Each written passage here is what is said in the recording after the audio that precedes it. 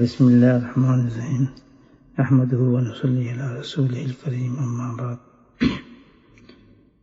حضرت عائشہ صدیقہ رضی اللہ تعالیٰ عنہ فرماتی ہیں، آپ صلی اللہ علیہ وسلم پہلے دائیں جانب کنگا فرماتے تھے اور پھر بائیں جانب کنگا فرماتے تھے۔ شمائل ترمذی۔ عبداللہ مغفل رضی اللہ تعالیٰ عنہ فرماتے ہیں کہ اکثر کنگھی کرنے سے آپ صلی اللہ علیہ وسلم منع فرماتے، مگر کبھی کبھی کرنے کا معمول تھا۔ شمائل ترمذی۔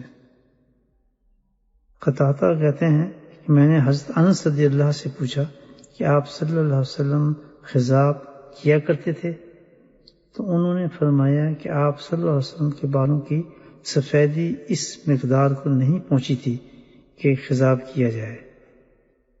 شمائل ترمذی۔